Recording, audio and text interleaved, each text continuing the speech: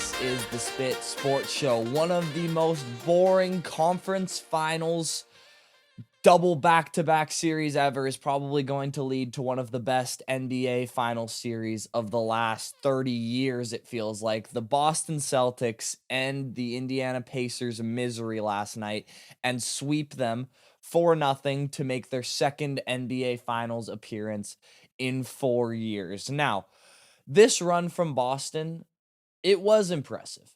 I mean, it was the easiest path ever to get to the finals. It's not even close. Like, you can't even make up all of the stuff that happened in the Eastern Conference. Giannis and Dame hurt all year, can't get any chemistry going, including both of them having these weird soft tissue injuries in the first round. They lose. Embiid's hurt the entire year.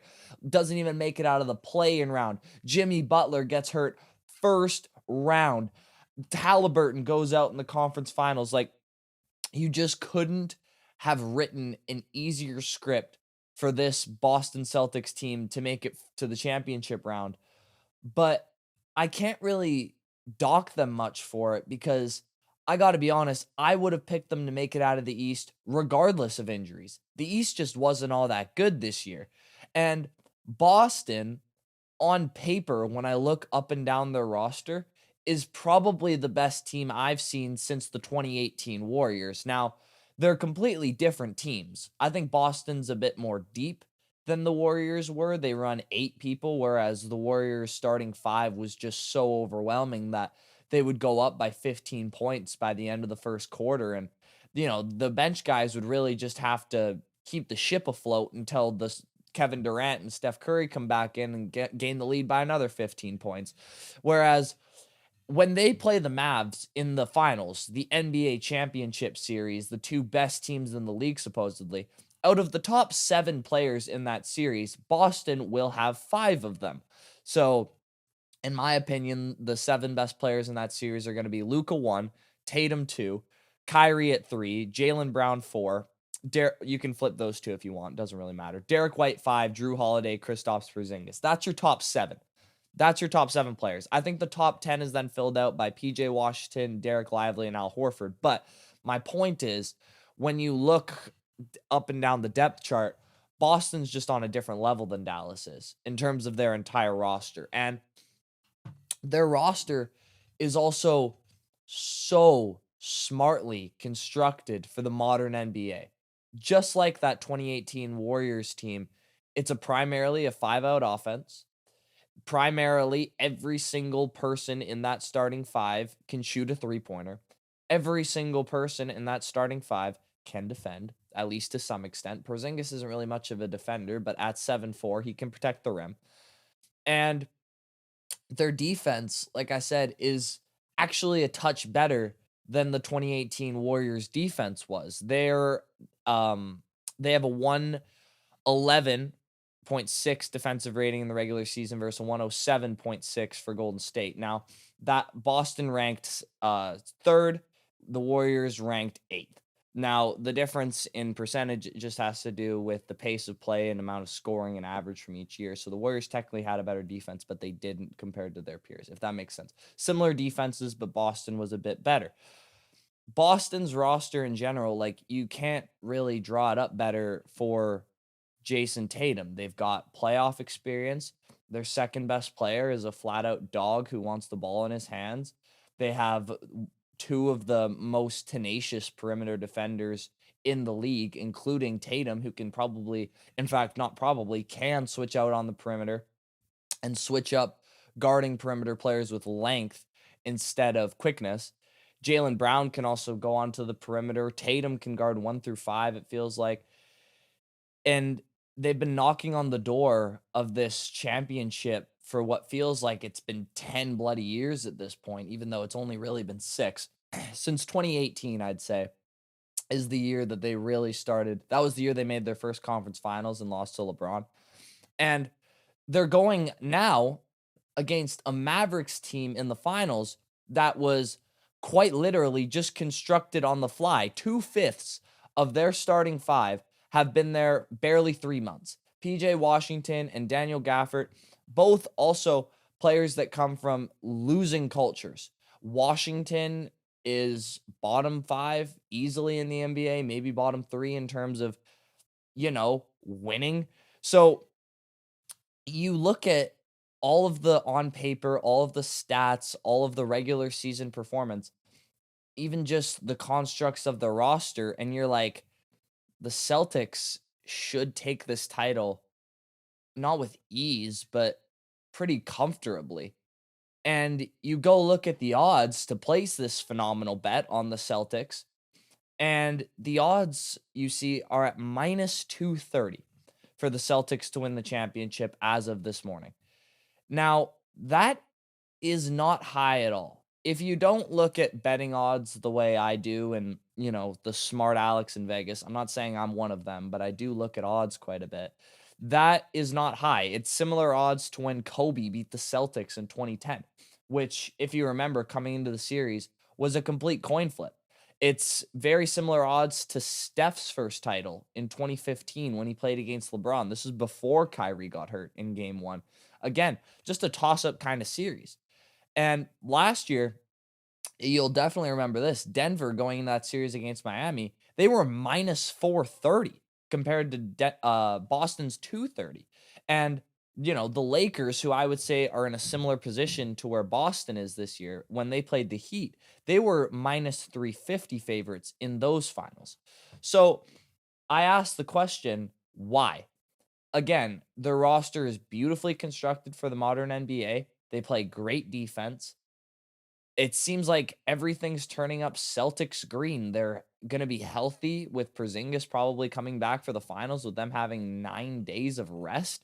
So why, with everything turning Celtics green, is Vegas still somewhat skeptical of this Boston Celtics team? They seem to have everything going for them. Well, the reason they're skeptical is, and Boston fans aren't going to want to hear this, but 2 words: Jason Tatum. Now, look, I am a historian of sports. I love looking back at what's happened before to try to understand what's going to happen in the future. One of my favorite quotes in life, period, is those who do not understand history are doomed to repeat it. So I like looking back at the history of championship winning teams and see what the formula was. And to be honest with you, the commonality between all of them is there isn't a formula. There's a guy. Like, just go back on Wikipedia and look up previous NBA champions. And there's going to be a giant grid of every NBA champion from, I think, 47. I know the NBA was invented in 47, but I can't remember if there was a champion named that year. Regardless, beside where it names the champion and the Eastern Conference champion, all of that, you'll see finals MVP.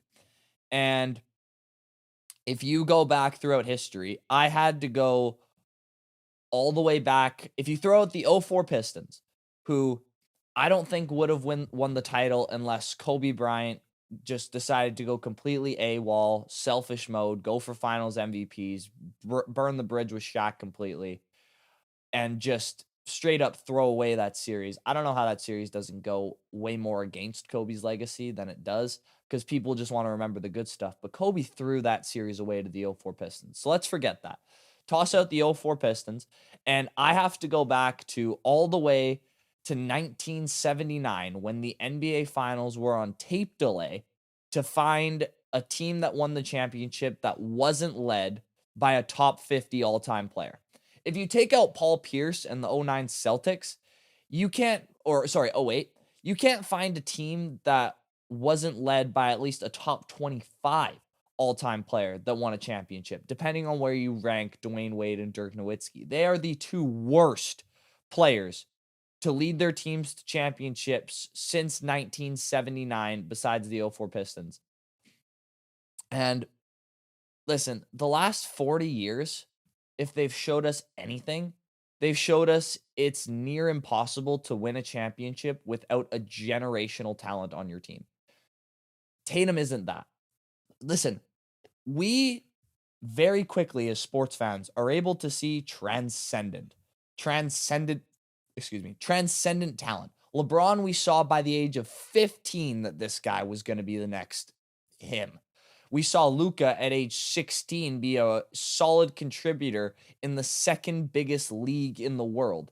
Michael Jordan, as soon as he walked into North Carolina, was better in his words than the National Player of the Year James Worthy.